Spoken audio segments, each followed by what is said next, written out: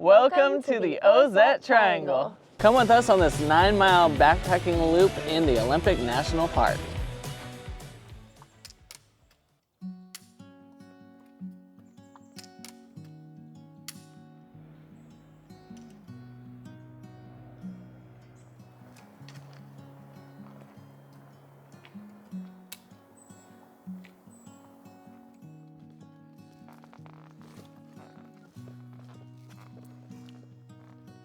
So 2 years ago, they were just starting to build this bridge, and now it's completed, and it's a really nice looking bridge. They did a great job.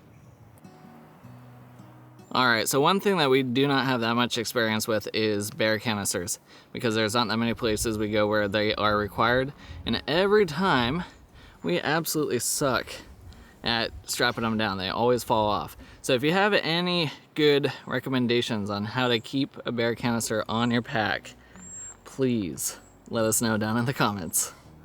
I mean, at this point we are thinking maybe we'll just get like the netting. We've seen that as an attachment before for packs. So that might be the best route to go, but we would love to know your recommendations too.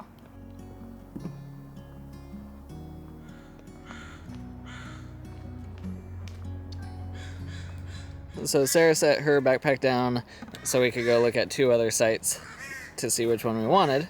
And in that just couple minutes that we were gone, it was nestled all the way down in the pocket. So you can see he barely had any point that he could get into it. A crow came over and just started chowing. I mean, look at that. He pulled a huge chunk out. And then we saw him walk away with at least like 3 or 4 slices as well. And this was all in less than 5 minutes. Yeah. Like, we just walked a couple campsites down, came back, and he's just full beacon. So a great reminder to keep all the food in the bear canister, right, Sarah? Right from the beginning. Right? Yep. All right, here's a quick walkthrough of our campsite, and yes, that's Sarah in the background chowing on food. No surprise there. Got a great spot overlooking a bunch of sea stacks out there and islands, and way out in the distance, you're not gonna be able to see them, is a bunch of sea lions. And then we got actually a great little place to cook and hang out and seating, and then there is access down there to the beach. Now a lot of the Cape Alava campsites are pretty similar, where you're really close to the beach right here. So this is a great little campsite, especially if you have young kids. As you can see, there's some out there playing. Easy to get to and easy access to the water.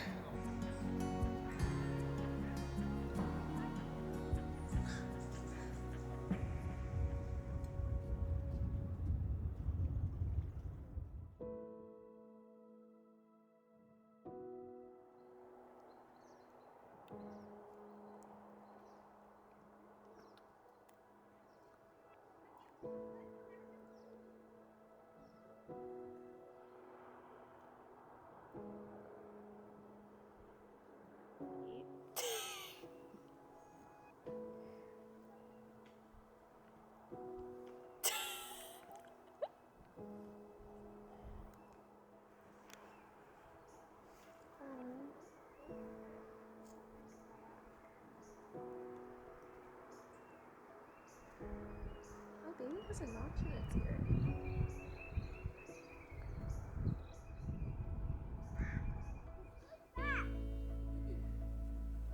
Thank you.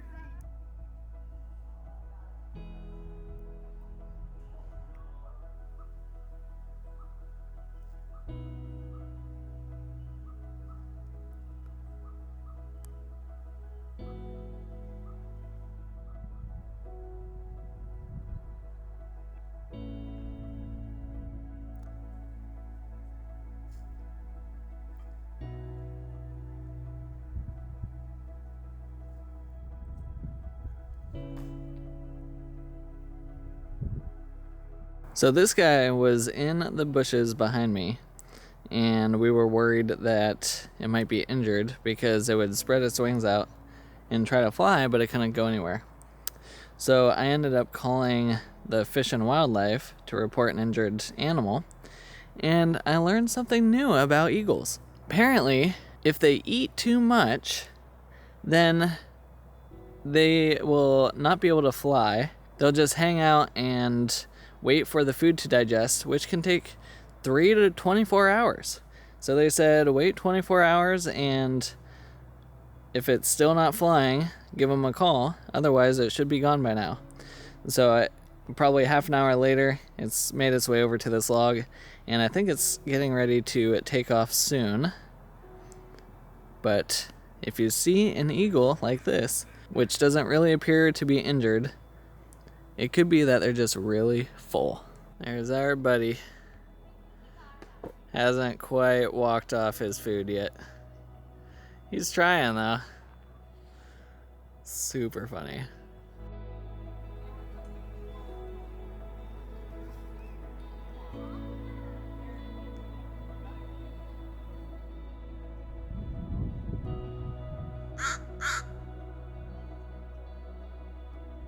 All right, now we have a buck that's just hanging out right back there eating some of the bushes, and the eagle is over there still too full to fly. So this, I mean, we're 3 miles in and we've seen a ton of wildlife, tons of heron, whales in the distance. We can't video that.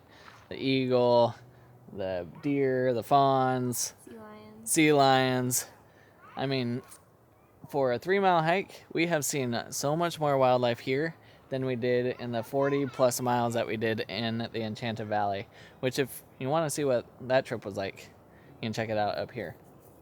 But so far, that's probably our favorite coastal trail that we've done so far. And it's just gorgeous. And tomorrow should be even better and a little bit more remote for out here on a 9-mile loop.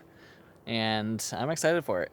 We're going to be over by the Wedding Rocks, and I'm hoping maybe tomorrow we'll get a nice sunset to go along with that. So yeah, this is a good one.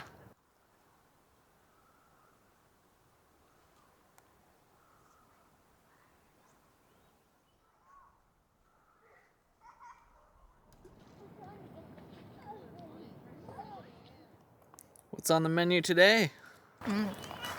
Homemade taco bowl. This is like our favorite. We literally will throw a ton of taco seasoning into the rice. I usually like to add veggies to it too, so I'll do like celery and carrots. And then we do whatever meat we want. So I think this one had pulled pork in it, but we'll do like our taco meat with ground beef, or we'll do chicken or things like that. And then we add like freeze-dried bell peppers, and we add salsa. That's all homemade. So it's basically like a Chipotle bowl kind of thing. It's amazing. Way better than store-bought.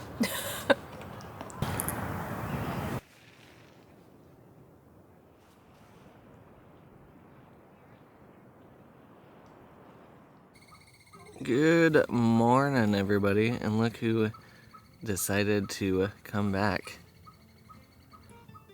Hello, Mr. Eagle. Just right outside of the tent. He left yesterday, and I was kind of upset that he didn't say goodbye. But maybe this is him saying bye-bye. Look how far the tide is out this morning. It looks like you could almost walk out to the islands. Actually, that one you can. One of these I think is a sacred island and you're not supposed to go to. That one's Ozette Island.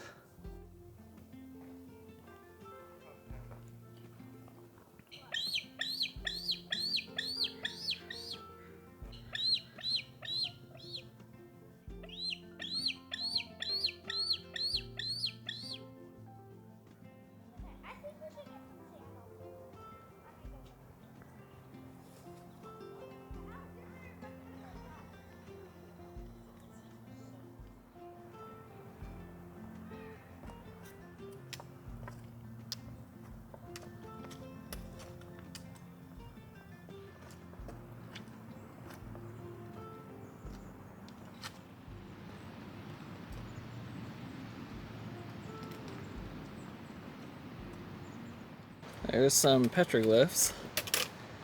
I think that one's a whale, actually. It is. Is that the sun and the moon? All right, so get this. We've just gone through all of the campsites in the Wedding Rock area, and they are all completely full. At 11 a.m. At 11 a.m., which is fine. I mean, but we have permits for the campsites, and we just talked to the group right over there. They have like 8 people over there, and they do not have the correct permits for Wedding Rocks.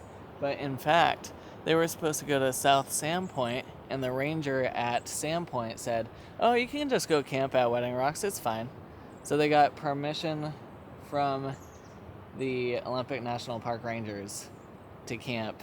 and mess up the entire point of the reservation system, and we don't have a campsite. And now we don't have a campsite. This is super messed up. So I guess our plan of action is to go south and maybe I don't know what our plan of action is, but we got permits for here 5 months ago or however many months ago, and the whole reason is because of all these sea stacks, and hopefully we can get a sunset. We have the permits here, so that's messed up. apparently it doesn't matter. It doesn't matter, I guess. Apparently they only check Sandpoint. Yeah.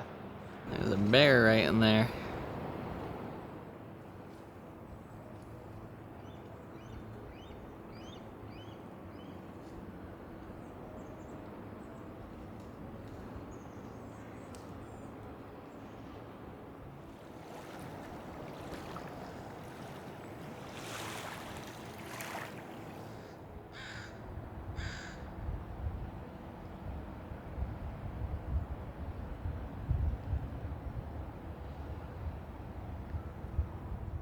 I'm getting nothing. I know, I'm like, what? I was looking at it. Oh, there's one. Rock. You're so far out. Come back. Yeah, I'm just seeing spray. Oh. Ooh, there was one. Yeah, there's spray. Those rocks.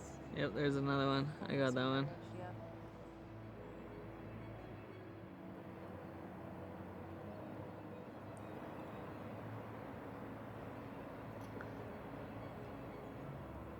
I don't really understand seal behavior, but they do this a lot, where they do big back bends and stuff.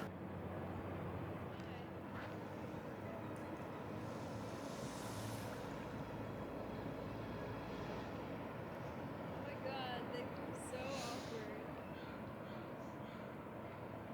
awkward. Oh my gosh.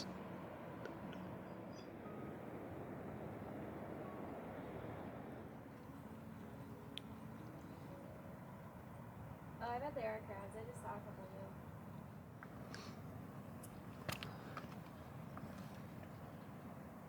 them. Is he gonna eat it? No, it just fell off. That crab is a rock climbing crab. I don't know how he's doing it.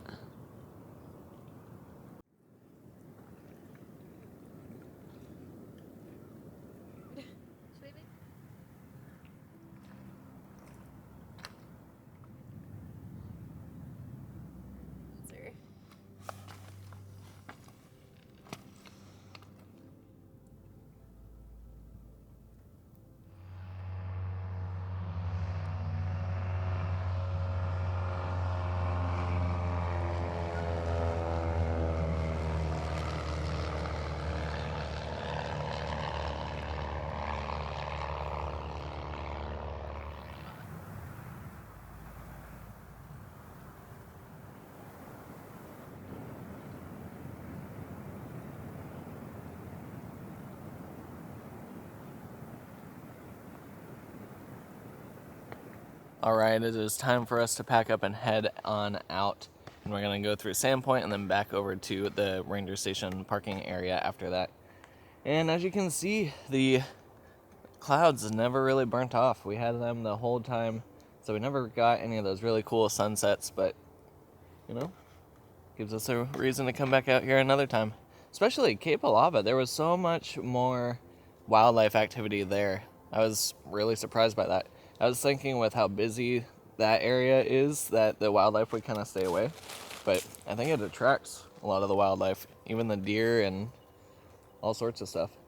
But if you like going through the little tide pools and looking at all the crabs and stuff, this is a much better spot. Especially when the tide is so far out. There's so many little pools in here that you can see all the little sea life in there. If you enjoyed this video, hit the like button, subscribe to the channel, and we'll see you in the next one.